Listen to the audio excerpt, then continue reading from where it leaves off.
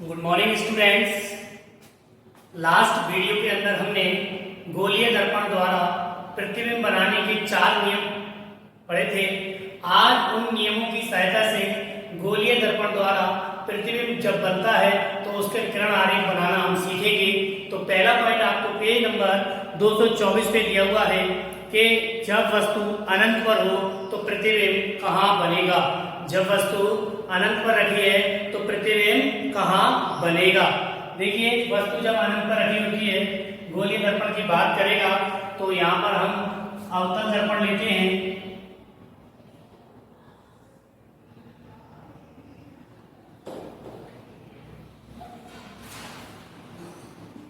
ये आपका अवतल दर्पण है। ये आपका ध्रुव, ये आपका फोकस, ये आपका वक्रता केंद्र और ये आपका मुख्य अक्ष।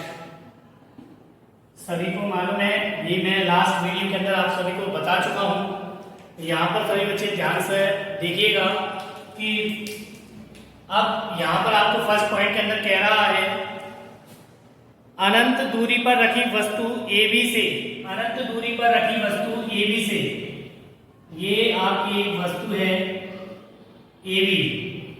कौन सी वस्तु है? A और B। अनंत पर रखी वस्तु AB से चलने वाली किरणें परस्पर समांतर होती हैं, परस्पर समांतर होती हैं। अगर कोई जो अनंत AB जो वस्तु है, इससे कोई प्रकाश किरणें चलेंगी तो वे एक दूसरे की कैसी होंगी? समांतर होंगी। कैसी होंगी? समांतर होंगी। तो कहने का मतलब आप सभी ध्यान से समझिएगा कि आपको मैंने एक नियम बताया था, जब प्रकाश किरण किस फोकस से गुजरती है तो परावर्तन के पश्चात वह मुख्य अक्ष के समांतर हो जाती है। किसके समांतर हो जाती है? मुख्य अक्ष के समांतर हो जाती है। देखिए, ये प्रकाश किरण आ रही थी और परावर्तन के पश्चात मुख्य अक्ष के समांतर हो गई। किसके समांतर हो गई? मुख्य अक्ष के समांतर हो गई। और जब प्रकाश किरण अनंत से आती है और वक्रता केंद्र से जाती है तो उसी दिशा में वापस लौट जाती है। देखिए, ये वक्रता केंद्र से आ रही थी और इसी दिशा में परावर्तन के पश्चात लौट जाती है। तो मैंने बताया जब प्रकाश किरणें अनंत से आती हैं, वस्तु AB से अनंत से आती हैं तो समांतर होती हैं। कैसी होती हैं? समांतर। ये एक दूसरे की कैसी है? समांतर है। ये कहाँ काट रही है? ये यहाँ पर काट रही है। तो वस्तु का प्रतिबिंब जो है आपका फोकस पे बनता है। कहाँ बनता है? फोकस पे बनता है। कहाँ बनता है? ये B डैश और ये आपका A डैश। तो याद रखिएगा, वस्तु का प्रतिबिंब B, वस्तु का प्रतिबिंब B डैश, A वस्तु का A डैश, संपूर्ण वस्तु का प्रतिबिंब A डैश B डैश है। तो कहने का मतलब समझो, जब कोई प्रकाश किरण फोकस से जाती है तो परावर्तन के पश्चात मुख्य अक्ष के समांतर, जब कोई प्रकाश किरण वक्रता केंद्र से जाती है तो वो उसी दिशा में वापस लौट जाती है। दोनों प्रकाश किरणें यहाँ पर काटा, दोनों को मिलाया, फोकस पे प्रतिबिंब बना और वस्तु से छोटा बनता है। वस्तु बड़ी है, प्रतिबिंब छोटा है। उल्टा अंतर, वस्तु सीधी है, प्रतिबिंब कैसा है? उल्टा है। जैसा कि आपको पॉइंट के अंदर बताया गया है, ये दोनों परावर्तित किरणें दर्पण के फोकस तल के एक ही बिंदु B डैश पर मिलती हैं। देखिए, यहाँ पर दोनों मिली हैं, ये बिंदु B डैश आपको यहाँ पर ये मिलती हैं। ठीक है, जैसा कि इसने बताया है। अतः B डैश B का प्रतिबिंब है, B डैश जो है B का प्रतिबिंब, A डैश जो है A का प्रतिबिंब होता है। फोकस पर बनते हैं। देखिए, कहाँ बने दोनों? फोकस। ये F है तो ये फोकस पे बन रहे हैं। कहाँ बन रहे हैं? फोकस पे बनते हैं। इस प्रकार वस्तु AB का संपूर्ण प्रतिबिंब जो है A डैश B डैश है, A डैश B डैश है। इसके बाद वस्तु AB का संपूर्ण प्रतिबिंब A डैश B डैश है यदि यह प्रतिबिंब अवतल दर्पण के फोकस तल में स्थित है। कहाँ पे स्थित है? फोकस तल में स्थित है, फोकस के नीचे यानी कि तल में स्थित है तथा वास्तविक बनेगा। दर्पण के सामने जब कोई प्रतिबिंब बनता है, दर्पण है, दर्पण के सामने कोई प्रतिबिंब बनता है तो वास्तविक बनेगा। कैसा बनेगा? वास्तविक बनेगा। पीछे बनता तो आपका आभासी बनता, यानी कि आपको आभास होता कि प्रतिबिंब बन रहा है, लेकिन यहाँ पर वास्तविक प्रतिबिंब बनता है, उल्टा बनता है और वस्तु से छोटा बनता है। सभी को पहला पॉइंट क्लियर हुआ होगा। किताब में आपका फर्स्ट पॉइंट दिया हुआ है, डायग्राम भी दिया हुआ है, आपको बनाना है, सिर्फ समझना है कि किस तरीके से। हमने सिर्फ उन्हीं 4 पॉइंटों में से 2 पॉइंटों का उपयोग किया। दूसरा पॉइंट का कल उपयोग किया था। दूसरा पॉइंट था कि जब कोई प्रकाश किरण फोकस से जाती है तो परावर्तन के पश्चात मुख्य अक्ष के समांतर हो जाती है। तीसरा पॉइंट यूज किया था हमने, जब कोई प्रकाश किरण वक्रता केंद्र से जाती है तो उसी दिशा में वापस लौट आती है। पहला पॉइंट क्लियर हो गया आपका। सेकंड पॉइंट के अंदर आपसे कहता है, सेकंड पॉइंट समझ लेते हैं। सेकंड पॉइंट कह रहा है जब वस्तु वक्रता केंद्र एवं अनंत के बीच रखी हो। जब वस्तु वक्रता केंद्र और अनंत के बीच रखी हो, ये आपका अवतल दर्पण है। जब वस्तु वक्रता केंद्र, ये वक्रता केंद्र, ये फोकस, ये अनंत, तो वस्तु इसने बताया, और ये आपका क्या है? मुख्य अक्ष। ये क्या है? मुख्य अक्ष। तो ध्यान से देखिएगा, इसने बोला जब वस्तु वक्रता केंद्र और अनंत के बीच रखी हो, तो वक्रता केंद्र और अनंत के बीच में वस्तु को रख दिया। तो आप ध्यान से देखिएगा, जब कोई प्रकाश किरण, पहला नियम लगेगा इसके अंदर, कल 4 नियम जो आपको बताए थे उसमें से पहला नियम लगेगा, जब प्रकाश किरण मुख्य अक्ष के समांतर जाती है तो कहां से गुजरती है? फोकस से गुजरती है। कहां से गुजरती है? फोकस से गुजरती है। जब कोई प्रकाश किरण मुख्य अक्ष के समांतर जाती है तो परावर्तन के पश्चात फोकस से गुजरती है। ये मैंने आपको कल बताया, ठीक। जब कोई प्रकाश किरण वक्रता केंद्र से गुजरती है तो उसी दिशा में वापस लौट आती है, उसी दिशा में वापस लौट आती है। तो इस दिशा में, और ये काट रहे हैं, यहाँ पर काट रहे हैं, तो ये प्रतिबिंब बनेगा। ये आपकी वस्तु ए भी थी, ये प्रतिबिंब आपका क्या है? ए डैश बी डैश। क्या है ये? ए डैश बी डैश। अब आपको यहाँ पर दिख रहा होगा कि वस्तु का जो प्रतिबिंब है, ये वस्तु ए भी थी, इसका प्रतिबिंब ए डैश बी डैश वस्तु से छोटा है, उल्टा है, दर्पण के सामने बना है, इसीलिए ये वास्तविक है। कैसा है? वास्तविक है। और कहां बनता है? वक्रता केंद्र और फोकस के मध्य बनता है। वक्रता केंद्र और फोकस के मध्य बनता है। जब वस्तु वक्रता केंद्र और अनंत के बीच रखी जाती है तो प्रतिबिंब वक्रता केंद्र और फोकस के मध्य बनता है। कैसा बनता है? वक्रता केंद्र और फोकस के मध्य बनता है, उल्टा बनता है, वास्तविक बनता है, वस्तु से छोटा बनता है। सभी चीज आपको समझ में आ गई होगी, ठीक है। इसके बाद आपको तीसरा पॉइंट दिया हुआ है, जब वस्तु वक्रता केंद्र पर रखी होती है। जब वस्तु वक्रता केंद्र पर रखी होती है तो ध्यान से समझिएगा, बहुत अच्छा पॉइंट है ये। देखिए तीसरा पॉइंट, जब वस्तु वक्रता केंद्र पर रखी हो, वक्रता केंद्र पर रखी हो तो प्रतिबिंब कहां बनेगा ये बताना है आपको। तो देखिए ध्यान से सही बच्चे, ये आपका गोलीय दर्पण है, यानी कि अवतल दर्पण है, और ये आपका मुख्य अक्ष है। ये क्या है? मुख्य अक्ष है, ठीक। ये आपका ध्रुव है और ये आपका फोकस और ये आपका वक्रता केंद्र। तो वस्तु इसने बोला जब वस्तु वक्रता केंद्र पर रखी हो, वस्तु वक्रता केंद्र पर रख देते हैं, ये यहां पर आएगा आपका एफ, ठीक है। तो वस्तु जब आपकी वक्रता केंद्र पर रखी है, वस्तु क्या होती है? ए और बी। तो प्रतिबिंब भी वक्रता केंद्र पर बनता है, समान आकार का बनता है। देखिए कैसे, जब कोई प्रकाश किरण मुख्य अक्ष के समांतर जाती है तो फोकस से गुजरती है। कहां से गुजरती है? फोकस से गुजरती है, फोकस से गुजर रही है। जब कोई वस्तु, देखिए जब कोई प्रकाश किरण मुख्य अक्ष के समांतर जाती है तो फोकस से गुजरती है। कहां गुजरती है? फोकस से। अब ये बिंदु यहां पर कट रही है, दोनों प्रकाश किरणें कहां पर कट रही है? ये प्रकाश किरण इधर जा रही है, इधर देखो ध्यान से।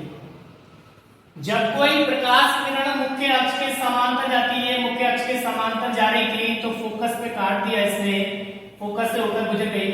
जब कोई प्रकाश किरण फोकस से जाती है, किससे जाती है? फोकस से जाती है, तो मुख्य अक्ष के समांतर निकल जाती है। अब देखिए कहां पर काटा है इसने? यहीं पर काटा है, तो दोनों यहां पर ये मिलेगा, ये प्रतिबिंब बनेगा आपका कैसा? A dash B dash.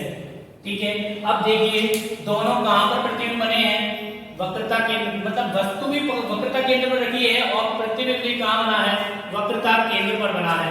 तो वस्तु का प्रतिबिंब और वक्रता केंद्र दोनों, कहने का मतलब समझिए, जब वस्तु वक्रता केंद्र पर रखी होगी तो प्रतिबिंब भी वक्रता केंद्र पर ही बनेगा।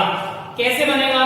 दो टॉपिक है इसके अंदर, जो हमने 4 पॉइंट समझाए थे, उन 2 पॉइंटों का यूज करना है। जब कोई प्रकाश किरण मुख्य अक्ष के समांतर जाती है तो वह फोकस से होकर जाती है। किससे होकर जाती है? फोकस से होकर जाती है। और जब कोई प्रकाश किरण फोकस से होकर जाती है तो मुख्य अक्ष के समांतर जाती है। इन दोनों प्रकाश किरणों का कटना यहाँ पर हुआ, कटन बिंदु। इन यहाँ पर कटन बिंदु होता है, प्रतिबिंब वही बनता है और वक्रता केंद्र पर बना है। वस्तु के बराबर बनेगा, उल्टा बनेगा और वक्रता केंद्र पर बनेगा। बराबर बनता है, बराबर आकार का बनता है। जितना प्रतिबिंब वस्तु का आकार होगा उतना ही प्रतिबिंब का आकार होगा, लेकिन वो उल्टा होगा और वास्तविक होगा। सभी को समझ में आए होंगे तीनों पॉइंट। इसके बाद आपका चौथा पॉइंट है, चौथा पॉइंट है जब वस्तु वक्रता केंद्र तथा फोकस के बीच रखी हो। जब वस्तु वक्रता केंद्र और फोकस के बीच रखी हो, वक्रता केंद्र और फोकस के बीच रखी हो। देखिए जब वस्तु वक्रता केंद्र और फोकस के बीच रखी होती है तो प्रतिबिंब कहां बनता है? चलिए देखते हैं। देखिए ध्यान से, ये आपका उत्तल दर्पण है, सॉरी अवतल दर्पण है।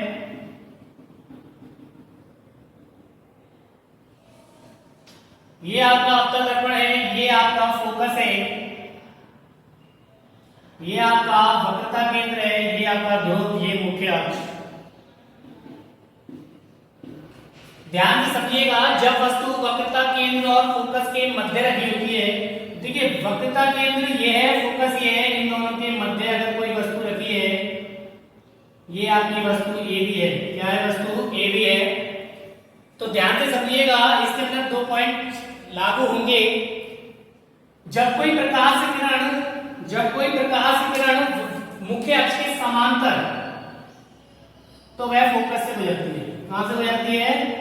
जब कोई प्रकाश किरण मुख्य अक्ष के समांतर आती है तो परावर्तन के पश्चात फोकस से गुजरती है। कहां से गुजरती है? फोकस से गुजरती है।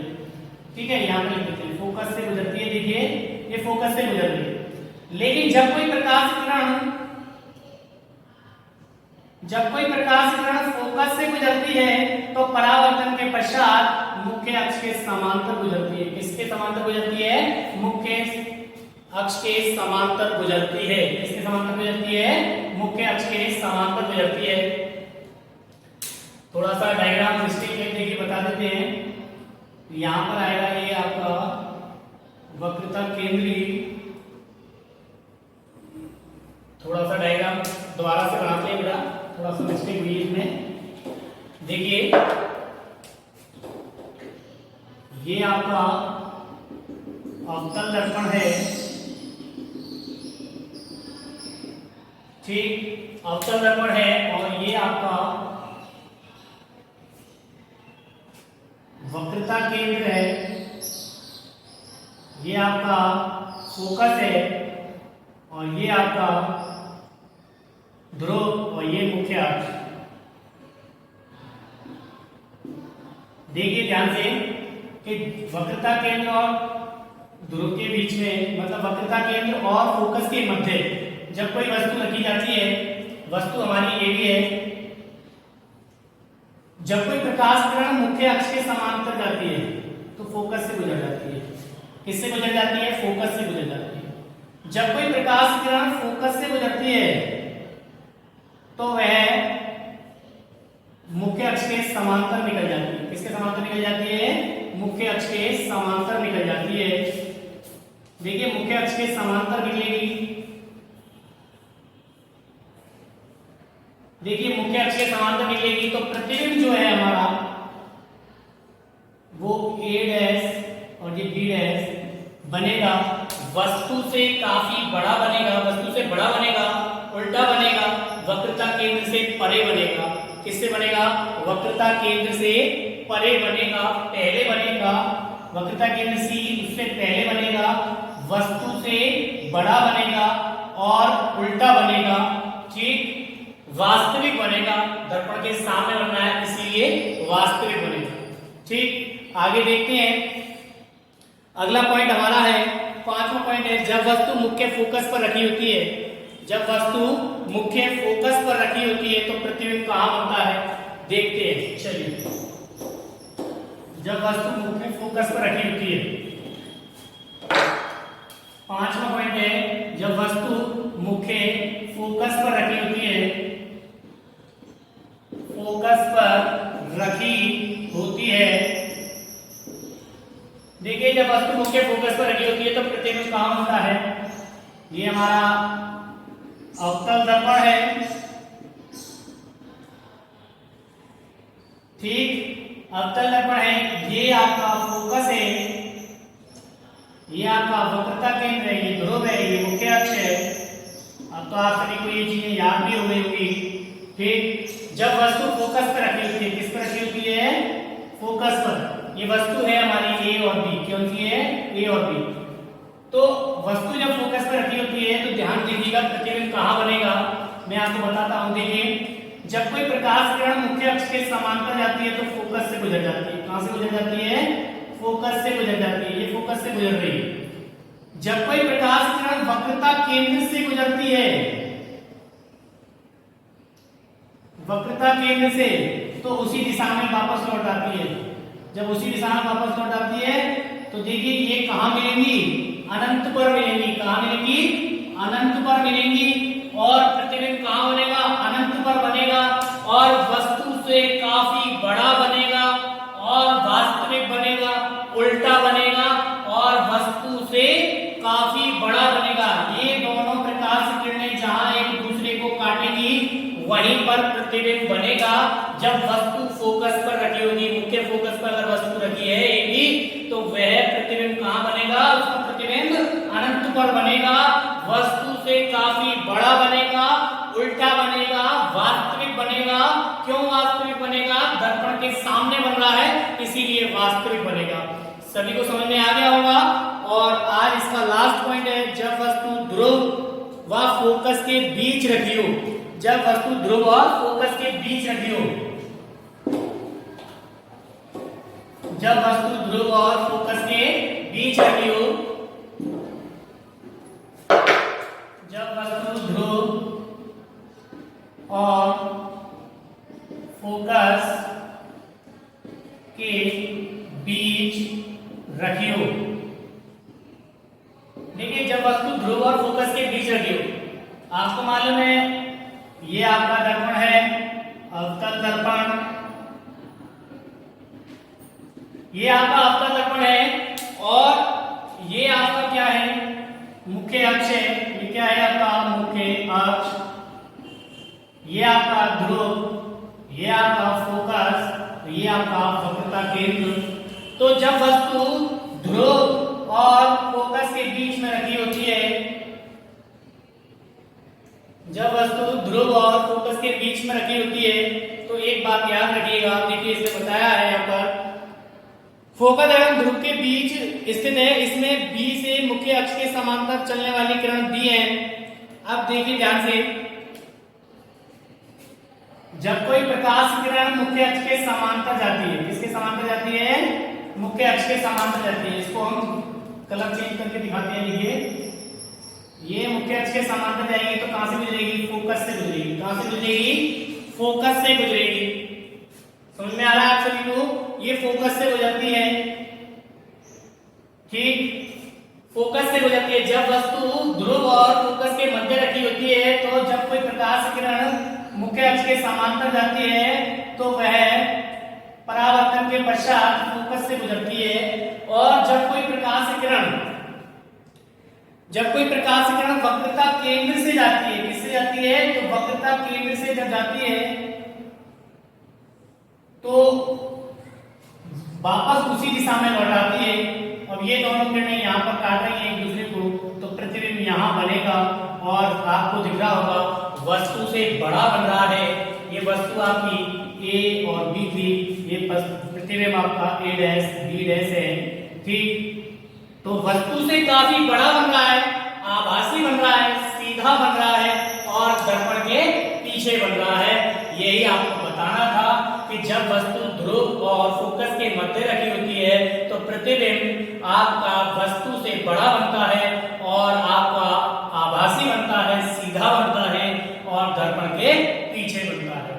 सभी के सारे पॉइंट क्लियर हो गए होंगे। ये 6 पॉइंट थे आपके। कल हम इसमें उत्तल के पढ़ेंगे। आज हमने अवतल दर्पण के सारे पॉइंट पढ़े हैं, 6 के 6। कल आगे का टॉपिक हम अगली वीडियो में देखेंगे। Thank you.